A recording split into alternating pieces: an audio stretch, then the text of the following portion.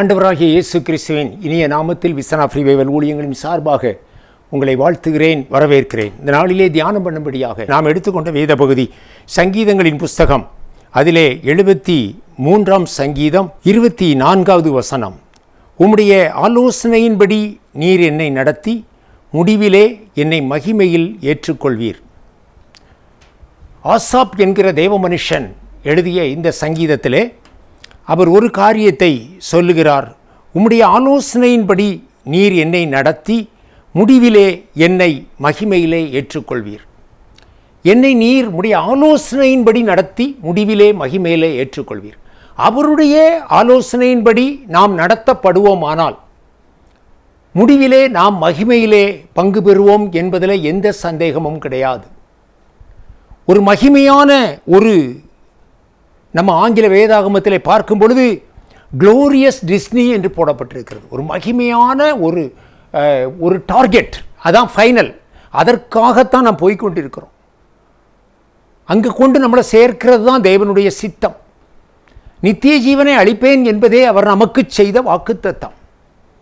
அவருடைய ராஜ்யத்திலே, பரலோக ராஜ்யத்திலே காலங்காலமாய் அவரோடு கூட நாம் வாழும்படியாய் நம்மை அந்த நித்திய ஜீவனுக்குள்ளே கொண்டு சேர்ப்பது தான் அவருடைய பிரதான நோக்கம். அதுதான் மகிமை, அதுதான் மகிமை. க்ளோரியஸ் டெஸ்டினி என்று போடப்பட்டிருக்கிறது. அப்போ நம்ம இந்த பூமியிலே பார்க்கிற மகிமைகளெல்லாம் மகிமைகள் அல்ல, இதெல்லாம் அழிந்து போகிற மகிமைகள். ஒருவேளை அந்த பூமியில் இருக்கும் பொழுது, நம்ம வாழும் பொழுது சில காரியங்கள் நமக்கு மகிமையாய் தெரியும், மேன்மையாய் தெரியும். ஆனாலும் அவைகளெல்லாம் மேன்மையும் அல்ல, மகிமையும் அல்ல, அதெல்லாம் அழிந்து போகும். நாம் படிக்கிற படிப்பு, நம்முடைய கல்வி, நம்முடைய குவாலிஃபிகேஷன், நம்முடைய ஸ்டேட்டஸ், நம்முடைய சொத்து சுகங்கள், மேன்மைகள், பதவிகள், பட்டம் எல்லாம் நம்முடைய மரிக்கும் பொழுது எல்லாம் இந்த உலகத்தோடு விட்டு விட்டு தான் ஒரு மனுஷன் கடந்து போகிறான். ஒன்று கூட அதிலிருந்து அவன் கூட வரப்போகிறதில்லை. அப்போ இப்படிப்பட்ட மகிமைகள், உலகத்தின் மகிமைகள் ஏராளம் இருக்கிறது. ஆனால் இந்த இடத்திலே நமக்கு சொல்லப்படுகிற ஒரு காரியம், முடிவிலே என்னை மகிமையிலே ஏற்றுக்கொள். தேவன் நமக்கென்று வைத்திருக்கிற அந்த மகிமையான ஒரு ஸ்தலம், பரலோக ராஜ்யம், அதில் என்னை ஏற்றுக்கொள்வீர் என்று சொல்லி இந்த ஆசாப் என்கிற தேவ மனுஷன் இந்த இடத்திலே கூறுவதை நம்ம பார்க்க முடிகிறது. உம்முடைய ஆலோசனையின்படி என்னை நடத்தி. அப்போ சில காரியங்களை நம்ம பார்க்கிறோம் உலகத்தில். எனக்கு ஏன் இப்படி நடக்கிறது, எனக்கு ஏன் இப்படியெல்லாம் சம்பவிக்கிறது, எனக்கு இது எதிர்பாராத காரியங்கள் நிறைய என்னுடைய வாழ்க்கையில் வந்துட்டேன், எனக்கு எதுக்கு வருது, அவங்களுக்கெல்லாம் வரலையே, இவங்களுக்கெல்லாம் வரலையே, எல்லாரும் நல்லா தானே இருக்காங்க. இப்படி சில வேளைகளிலே நம்முடைய வாழ்க்கையில் நடக்கிற சில நெருக்கங்கள், நம்ம கடந்து போகிற சில பாதைகளிலே இவ்விதமாய் மனம் கசந்து சொல்வது உண்டு. என்னை கேட்கிற பிரியமானவர்களே, நம்மை அவருடைய ஆலோசனையில் நடத்தி செல்லுகிறார் என்பதை நம்ம மறந்து போகக்கூடாது. எவர்கள் தேவனுடைய ஆவியினாலே நடத்தப்படுகிறார்களோ அவர்கள் தேவனுடைய பிள்ளைகள் எனப்படுவார்கள் என்று வேதம் சொல்லுகிறது. அப்போ தேவ ஆவியினால் நடத்தப்படுகிற ஒரு அனுபவம், தேவனுடைய ஆலோசனையின்படி நம்மை நடத்தி செல்கிற ஒரு அனுபவம். அந்த பிரயாணத்திலே நம்ம செல்லும் பொழுது, நம்ம யாத்திராகமத்தை குறித்து பார்க்கிறோம். மோசே ஆண்டவரிடத்தில் சொல்லுகிறான், உம்முடைய சமூகம் எனக்கு முன்பாய் செல்லட்டும், நீர் என்னோடு கூட வராமல், உம்முடைய சமூகம் என்னோடு கூட வராமல் போகுமானால் இந்த இடத்திலிருந்து என்னை கொண்டு போகாதிரும் என்று சொல்லி. அப்போ ஆண்டவருடைய நடத்துதலுக்கு தேவ பிரசன்னம், தேவ மகிமை அவனோடு கூட கடந்து வந்து அவனை நடத்தி செல்ல வேண்டும் என்று சொல்லி தேவனிடத்திலே அவன் கண்ணீரோடு விண்ணப்பம் பண்ணின பொழுது கர்த்தர் உடனடியாக அவனுக்கு பதில் கொடுத்து, என்னுடைய சமூகம் உனக்கு முன்பாக செல்லும், நான் உனக்கு இளைப்பாறுதலை தருவேன் என்று சொன்னார். அந்த ரிஸ்கை ஃபுல்லாக அவர் எடுத்துக்கொண்டார், அவர் நடத்தி சென்றார். இந்த ஜனங்களை மோசே நடத்தி சென்றான் என்று சொல்வதை காட்டிலும் மோசேயை தேவன் நடத்தினார், மோசே ஜனங்களை நடத்தினார் என்று சொல்லி பார்க்கிறோம். அப்போ நம்ம நடத்தி செல்கிற ஒரு தேவன் நமக்கு இருக்கிறார். அதனால தான் புதிய ஏற்பாட்டில் ரோமருக்கு எழுதின நிருபத்தில் சொல்லப்பட்டிருக்கிறது, எவர்கள் தேவனுடைய ஆவியினாலே நடத்தப்படுகிறார்களோ அவர்கள் தேவனுடைய புத்திரர்கள் எனப்படுவார்கள் என்று சொல்லப்பட்டிருக்கிறது. ஆகையினாலே நம்ம பார்க்கிறோம், தேவனுடைய ஆலோசனையின்படி நாம் நடந்து சில வேளைகளிலே நம்ம அவருடைய ஆலோசனைகளை அறியாமல் போயிடும்.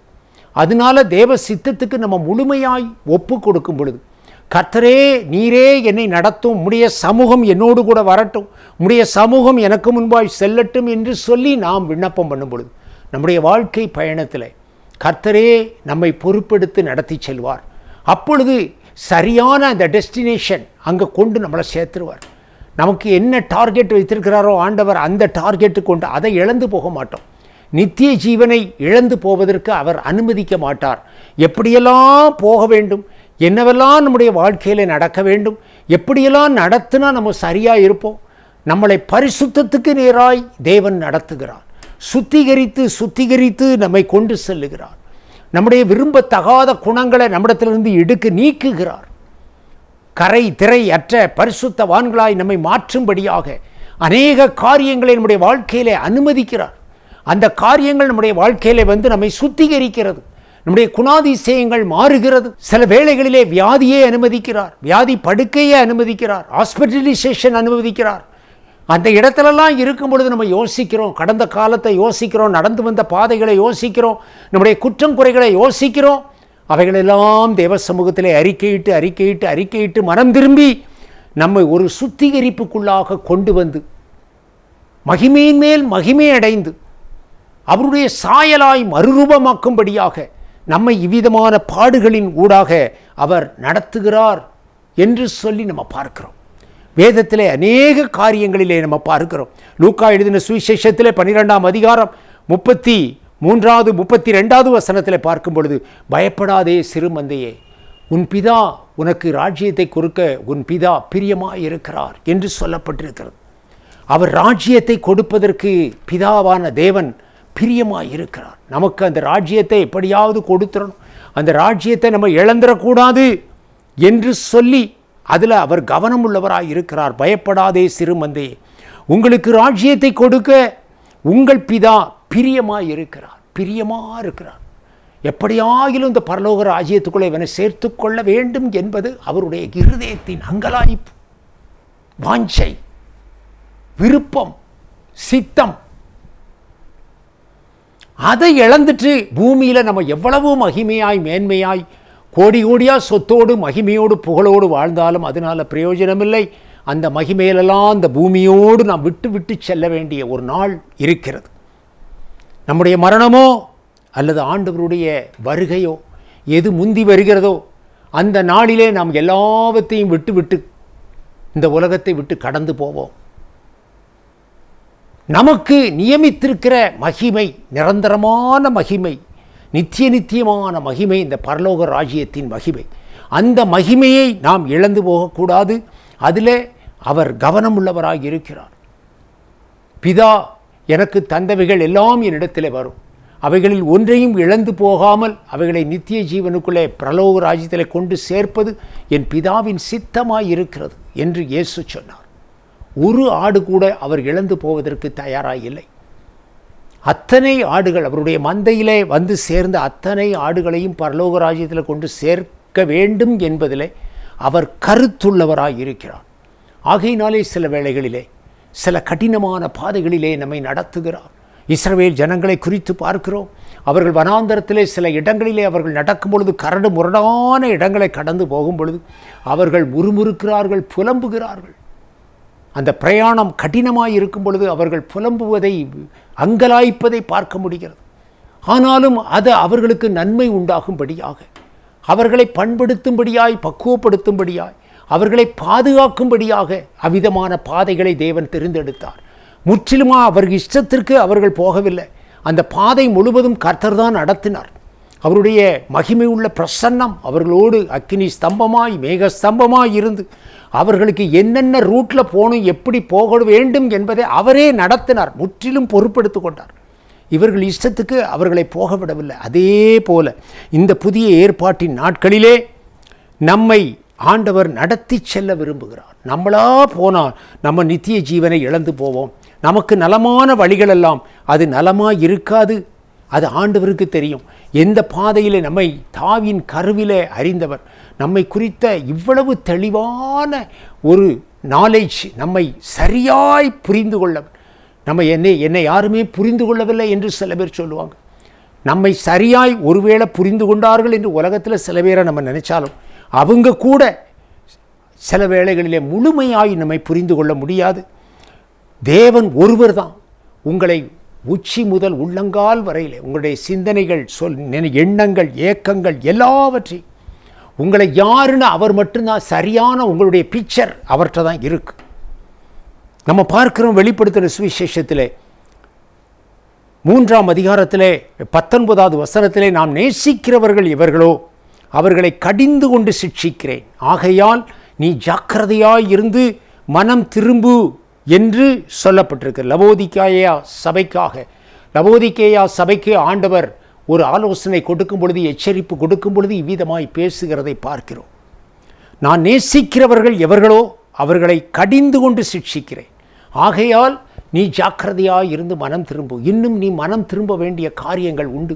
நிறைய கரெக்ஷன் உனக்குள்ள வரணும். நீ ஜாக்கிரதையாய் இருந்து மனம் திரும்பு. அதை நிதானமாய் யோசித்து பார்த்து, ஆத்தும சோதனை செய்து, உன்னை நீயே பரீட்சித்து பார்த்து, என்னென்ன காரியங்களிலே நீ மனம் திரும்ப வேண்டும், ஆண்டவருக்கு பிரியமல்லாத காரியங்கள் உன்னிடத்தில் என்னென்ன இருக்கிறது என்பதை ஆராய்ந்து அறிந்து அந்த காரியங்களிலெல்லாம் நாம் மனம் திரும்ப வேண்டும் என்று சொல்லி, நம்ம பர்ஃபெக்டா முழுமையான பரிபூரணமாய் நம்மை உருவாக்க ஆண்டவர் விரும்புகிறார். அவருடைய சாயலை நாம் அணிந்து கொள்ள வேண்டும் என்று ஆண்டவர் விரும்புகிறார். நம்முடைய சுவாப குணங்கள் நம்மளை விட்டு விலக வேண்டும். ஆண்டவருக்கு பிரியம் அல்லாத குணாதிசயங்கள் நம்மை விட்டு விலக வேண்டும் என்று விரும்புகிறார். ஆண்டவர் விரும்புகிற குணாதிசயங்கள், ஆவியின் கனிகளினால் நம்மை நிரப்ப வேண்டும் என்று விரும்புகிறார். அதுதான் பரலோக ராஜ்யத்தை நம்ம கொண்டு சேர்ப்பதற்கு தகுதி உள்ளதாய் அது நம்மை தகுதிப்படுத்தும். அந்த அவ்விதமான கனிகள் நம்மிடத்தில் காணப்பட வேண்டும். ஆகையினாலே ஒரு குயவன் ஒரு மண்பாண்டத்தை வணைவது போல நம்மை உருவாக்குகிறார், பலவிதமாய் உருவாக்குகிறார், பலவிதமாய் வணைகிறார். அதிலே கற்கள் காணப்படுகிறது, அந்த மண்ணில் கல் ஏதாவது குப்பைகள் இருந்தால் தூக்கி தூர வீசுகிறார். அதை பெர்ஃபெக்டா இன்னும் முழுமையாய் மகிமையான ஒரு பாத்திரமாய், எஜமானுக்கு பிரயோஜனம் உள்ள பாத்திரமாய் மாற்ற வேண்டும் என்று விரும்புகிறார். ஆகையினாலே அவருடைய பலத்த கரத்திற்குள்ளே அடங்கியிருங்கள். அவர் உங்களை உருவாக்கும் பொழுது அவரை விட்டு விலகி போகாதீங்க. அது முறுமுறுத்து எனக்கு இதால் தாங்க முடியாது, இதுக்கு மேலே எனக்கு வேண்டாம் என்று சொல்லிவிட்டு விலகி போயிடாதீங்க. அவருக்கு தாழ்த்தி உங்களை ஒப்பு கொடுங்க. முடிவிலே மகிமையிலே ஏற்றுக்கொள்வார். முடிவு மகிமையாய் இருக்கும், முடிவு சம்பூர்ணமாய் இருக்கும். பரலோக ராஜ்யம் நிச்சயமாய் உங்களை கொண்டு போய் சேர்ப்பார். நம்மை அப்படி சேர்ப்பதுதான் அவருடைய பிரதான நோக்கம். நேசிக்கிறவர்கள் எவர்களோ, ஆண்டவர் நேசிக்கிறவர்களை தான் அவர் சிட்சிக்கிறார், கடிந்து கொள்கிறார், சீர்படுத்துகிறார், கரெக்ட் பண்றார். இதெல்லாம் அவர் நேசிக்கிறவர்களை தான் செய்கிறார். அவனுக்கு நடக்கலையே, இவனுக்கு நடக்கலையே, அவன் நல்லா இருக்கிற, இவன் நல்லா இருக்க, அதெல்லாம் நம்ம பார்க்க வேண்டும். உனக்கும் தேவனுக்கும் இடையில் உள்ள உறவு அது பிரத்யோகமானது. உன்னை அவர் முழுமையாய் நேசித்தால், முழுவதும் பரிபூர்ண நேச வைராக்கியம் உன்மேலே ஆண்டவர் வைத்திருந்தால், அவரை உன்னை சுத்திகரிப்பதிலே அவர் கவனம் எடுப்பார், உன்னை உருவாக்குவதிலே அவர் கவனம் எடுப்பார். ஆகையினாலே நான் நேசிக்கிறவர்கள் எவர்களோ அவர்களை கடிந்து கொண்டு சிட்சிக்கிறேன். ஆகையினாலே அப்படி தேவனால் சிட்சிக்கப்படுகிறவர்கள், வேதம் சொல்கிறது அவர்கள் பாக்கியவான்கள் என்று வேதம் பார்க்கிறோம். எதுவுமே நடக்கலை அவருக்கு, அவர் இஷ்டம் போல வாழுதாருன்னா அவரை நம்ம பார்க்க வேண்டிய அவசியம் இல்லை. தேவன் நேசிக்கிறவர்களுக்கு இப்படித்தான் பாதையை ஆண்டவர் வகுக்கிறார், சரியான வழியிலே நடத்துகிறார். உம்முடைய ஆலோசனையிலே என்னை நடத்தி முடிவிலே மகிமையிலே ஏற்றுக்கொள்வீர். ஆகையினாலே இந்த பாதையை அவர் தான் ஸ்கெட்சு போடுதார். அவர் கொண்டு போகிற பாதையில் தான் நமக்கு காரியங்கள் நடக்கணும். சில காரியங்களை நமக்கு தடை பண்ணுகிறார். உலகத்தின் சில ஆசீர்வாதங்களை நமக்கு தடை பண்ணுகிறார். எதை கொடுத்தா நம்ம எப்படி இருப்போம், எப்படி மாறுவோம், நம்மிடத்தில் என்ன மாற்றம் வரும், எல்லாம் அவருக்கு தான் தெரியும். எப்படிப்பட்ட சூழ்நிலையிலே நம்மளை வைத்திருந்தால் நம்ம சரியாகுவோம், பண்படுத்தப்படுவோம், இது எல்லாம் ஆண்டவருக்கு மாத்திரம் தெரியும். ஆகையினாலே அவர் அப்படி நம்மை நடத்துகிறார் என்று சொல்லி பார்க்கிறோம். 1 கொரிந்தியர் எழுதுகிற புஸ்தகத்தில் நிருபத்திலே 11ஆம் அதிகாரத்திலே அதில் 32வது வசனத்தை நாம் பார்க்கும் பொழுது, ஆகையால் என் சகோதரரே, நாம் நியாயம் தீர்க்கப்படும் போது உலகத்தோடே ஆக்கினைக்குள்ளாக தீர்க்கப்படாதபடிக்கு கர்த்தராலே சிட்சிக்கப்படுகிறோம் என்று வேதம் சொல்லுகிறது. நாம் நியாயம் தீர்க்கப்படும் போது ஒரு நியாய தீர்ப்பின் நாள் இருக்கிறது. அந்த நியாய தீர்ப்பு நாளிலே பூமியில் உள்ளவர்களெல்லாம் நியாயம் தீர்க்கப்படுவார்கள். எல்லா ஜனங்களுக்கும் நியாய தீர்ப்பு நியமிக்கப்பட்டிருக்கிறது. நியாயத்தீர்ப்பின் நாள் ஒன்று இருக்கிறது. அவரவர்கள் இஷ்டம் போல வாழ்ந்து கொள்ளலாம், தோணுனபடியெல்லாம் செய்யலாம், என்னெல்லாம் தோணுதோ அதெல்லாம் நம்ம வேதத்தில் பார்க்கிறோம்.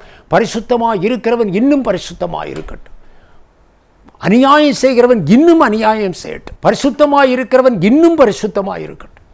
அப்போ நம்ம சுத்திகரிக்கப்படுகிறவர்கள் சுத்திகரிப்புக்கு ஒப்பு கொடுத்து கொண்டே இருக்க வேண்டும். அவர்கள் சுத்திகரிக்கப்பட்டு கொண்டே இருப்பார்கள். இன்னொரு கூட்டத்தார் இருக்கிறார்கள், அவர்களுக்கு ஒன்றுமே சம்பவிக்கிறது இல்லை. நம்ம தாவீது சொல்கிறார், துன்மார்க்கருடைய வாழ்வை நான் பார்க்கும் பொழுது அவர்கள் மேலே பொறாமை கொண்டேன் என்று சொல்கிறார். அவர்கள் விரும்புவதிலும் அதிகமாய் நடந்தேறுகிறது என்று சொல்லுகிறார். அவர்கள் எல்லாம் செழிப்பாக சந்தோஷமாக இருக்கிறது போல நமக்கு தெரியும்.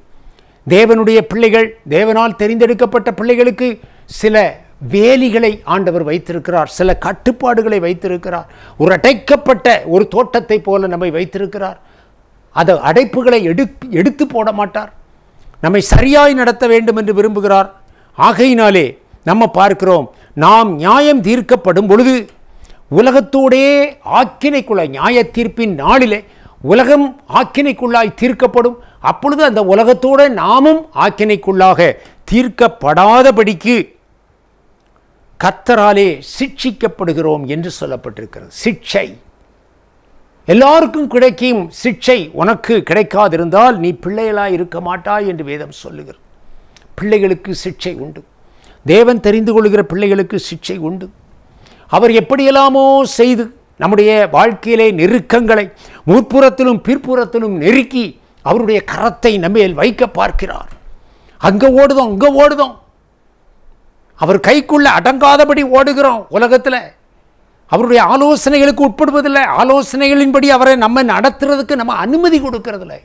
கையை பிடித்து கொண்டிருக்கும் பொழுதே இப்படி ஓடிடும், அப்படி ஓடிடும். ஆண்டவர் முற்புறத்திலும் பிற்புறத்திலும் நெருக்கி அவருடைய கரத்தை என்பதில் அவர் கைக்கு தப்பி போக முடியாது.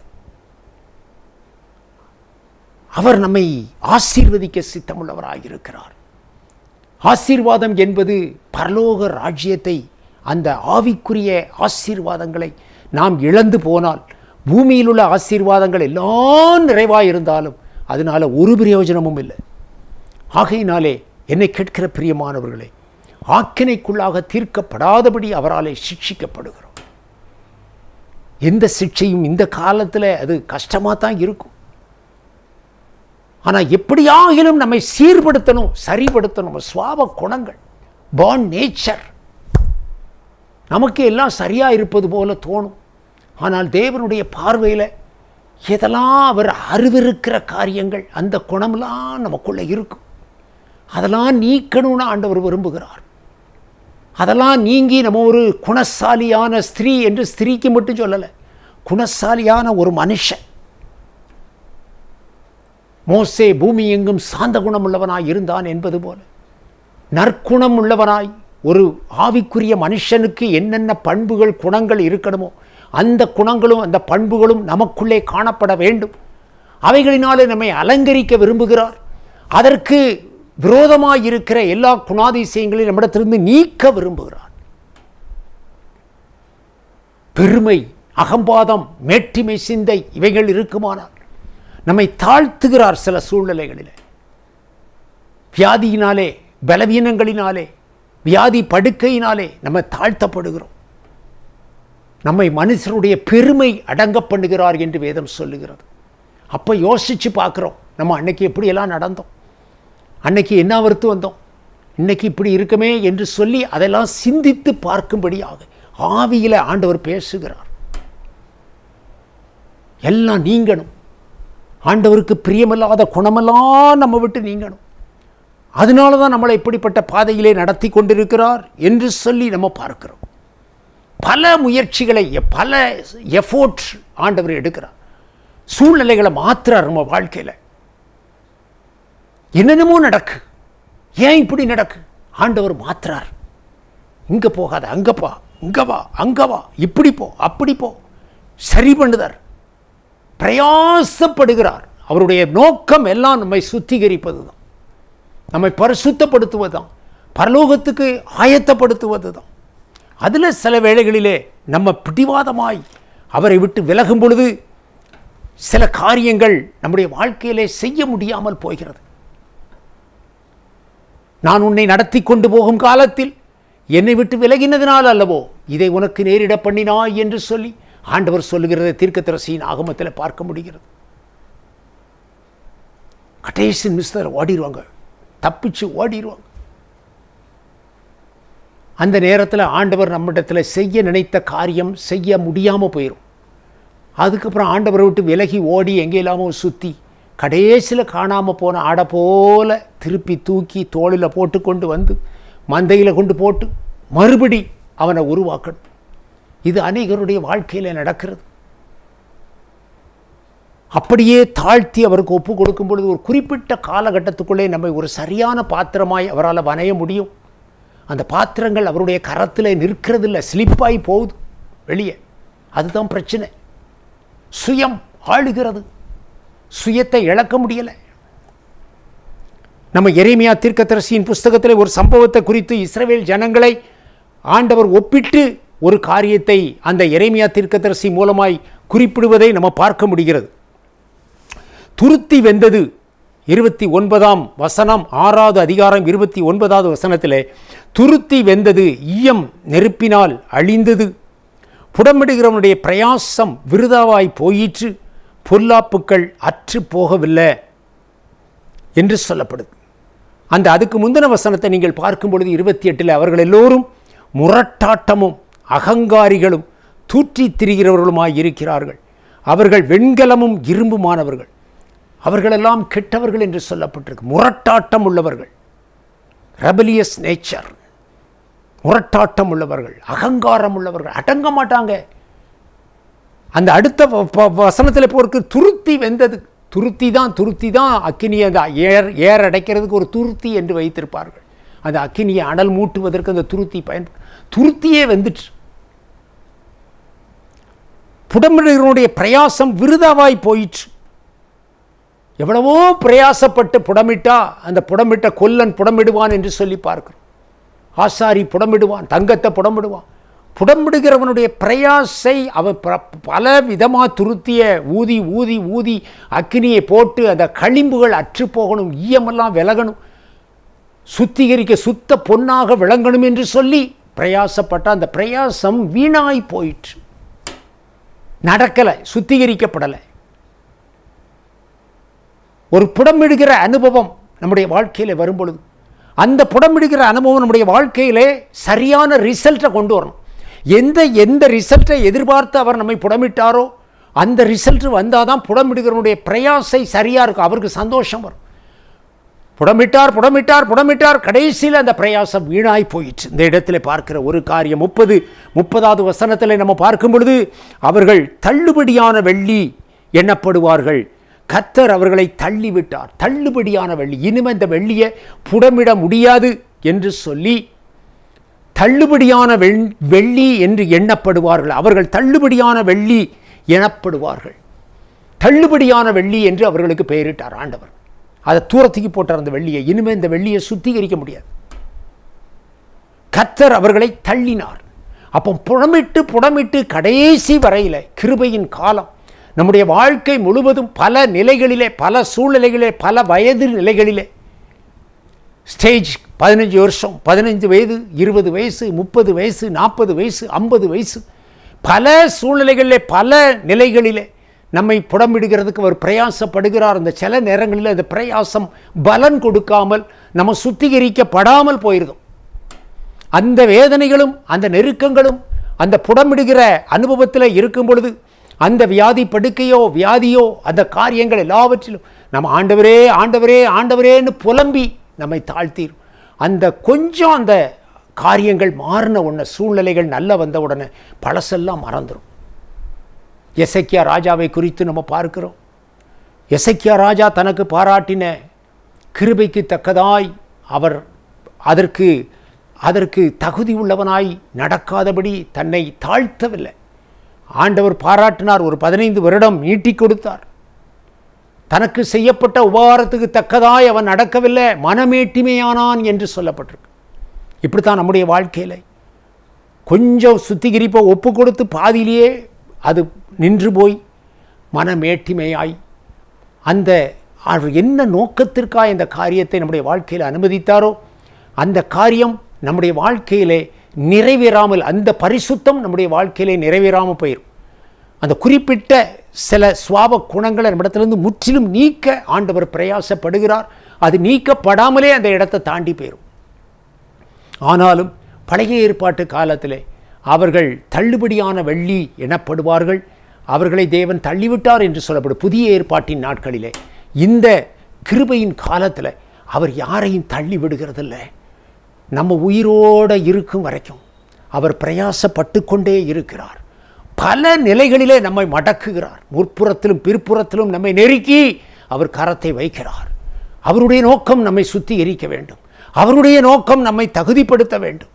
அவருடைய ராஜ்யத்தில் கொண்டு போய் சேர்க்க வேண்டும். ஒரே நோக்கம். இந்த உலகத்தை பற்றி அவர் கணக்கிலேயே எடுக்கிறதில்ல. உலக வாழ்க்கையை பற்றி அவரால் ரட்சிக்கப்பட்ட, அவருடைய இரத்தத்தினால் கழுவப்பட்ட அவருடைய பிள்ளைகள் கல்வாரியிலே பாடுபட்டு இரத்தத்தை விலைக்கிரயமாய் கொடுத்து கிரயம் கொடுத்து வாங்கப்பட்ட அவருடைய பிள்ளைகள். ஒரு ஆடு காணாமல் போகக்கூடாது. ஒருவன் கைவிடப்படக்கூடாது. அவருடைய ராஜ்யத்திற்கு தகுதியிலே என்று தள்ளப்படுகிற நிலைமையிலே இருக்கக்கூடாது. ஆகையினாலே நம்முடைய ஜீவன் இருக்கும் வரையில், நம்ம சுவாசம் இருக்கும் வரையில், அல்லது ஆண்டவருடைய வருகை வரும் வரையில் புடம்பிடுகிறல் புடம்பிடுதல் புடம்பிடுதல் புடம்பிடுதல், சிக்ஷை சிக்ஷை சிக்ஷை நடந்து கொண்டே இருக்கிறது. என்னை கேட்கிற பிரியமானவர்களே, தேவ சமூகத்திலே உங்களை தாழ்த்துங்கள், ஆராய்ந்து உங்களை அறியுங்கள். உங்களை நீங்களே சோதித்து ஆராய்ந்து அறியுங்கள். ஆண்டவர் எதற்காக இதை அனுமதித்தார்? ஒரு நெருக்கம் வரும்பொழுது யோசிச்சு பாருங்க. அதை முழுமையாய் ஆண்டவர் சமூகத்தில் கண்ணீரோடு அறிக்கையிட்டு மனம் திரும்பிடுங்க. அந்த கரெக்ஷன் உங்கள்கிட்ட வரட்டும். இந்த புடமிடுகிறர்களின் காலம், சிக்ஷையின் காலம் குறைக்கப்படும். ஆகையினாலே கர்த்தருடைய சமூகத்தில் உங்களை தாழ்த்துங்க. நீங்கள் உங்கள் அந்த மாற்றத்தை நீங்களும் பார்க்கணும். நான் இப்படி இருந்தேன், நான் இப்படி மாறி கொஞ்சம் கொஞ்சமாக மாற்றப்பட்டிருக்கிறேன். அன்றைக்கு இப்படி இருந்தேன், இன்னைக்கு இந்த மாதிரி எனக்கு மாற்றத்தை ஆண்டவர் கொடுத்தார். இன்றைக்கி எல்லாத்தையும் உணர்றேன், பழசெல்லாம் நினைக்கிறேன், வருத்தப்படுதேன். அதற்காக என் பாவத்தின் நிமித்தம், பாவங்களின் நிமித்தம் நான் விசாரப்படுகிறேன் என்று தாவீது சொல்லுகிறான். அந்த விசாரம் வரணும் உங்களுக்கு. அன்னைக்கு அப்படி நடந்துட்டனே, ஆண்டவருக்கு பிரியமில்லாமல் வாழ்ந்துட்டனே, அந்த விசாரம் நமக்குள்ளே வரணும். நொறுங்குண்ட இருதயம் வரணும், சுத்திகரிப்பு வரணும். அவருடைய ராஜ்யத்திலே நம்ம சேர்க்கப்படுவது நிச்சயம். கண்களை மூடி ஜெபிப்போமா. நல்ல பிதாவே, நன்றியோடு துதிக்கிறோம். இந்த நாளிலே நம்முடைய சமூகத்திலே ஆண்டவரே, இந்த செய்தியை கேட்டுக்கொண்டிருக்கிற ஒவ்வொரு தேவ பிள்ளைகளையும் நீர் சந்திக்கும்படியாய் ஜெபிக்கிறேன். உடைய கரம் அவர்களுக்கு நேராய் நீட்டப்படும்படி ஜெபிக்கிறேன். ஆண்டவரே, உடைய பிள்ளைகளை தூக்கி எடுப்பீராக. ஆண்டவரே, உடைய ராஜ்யத்திலே கொண்டு சேர்க்கும்படியாக அவர்களை தகுதிப்படுத்தும்படியாய் ஜெபிக்கிறோம். அவர் என்னை புடமிட்டு அறிந்தபின் நான் பொன்னாக விளங்குவேன் என்று யோபு சொன்னது போல, ஆண்டவரே, நாங்கள் ஒவ்வொருவரும் புடமிடப்பட்ட பொன்னாக விளங்கவும் சுத்திகரிக்கப்படவும் கர்த்தர் அனுக்கிரகம் செய்வீராக. ஆண்டவரே, உமக்கு ஸ்தோத்திரம். உமக்கு பிரியமான பாத்திரமாய் ஆண்டவரே, சுத்திகரிக்கப்பட்ட வெள்ளியாக பொன்னாக உடைய பிள்ளைகளை மாற்றும்படியாய் செபிக்கிறோம். உடைய ராஜ்யத்தில் ஒருவரும், உடைய வருகையில் ஒருவரும் கைவிடப்படாதபடி ஒவ்வொருவருடைய ராஜ்யத்திலே வந்து அடையும்படியாக கர்த்தர் கிருபை செய்யும்படியாச்சு மீட்பர் இயேசுவின் நாமத்தில் ஜெபிக்கிறோம் நல்ல பிதாவே. ஆமென், ஆமென்.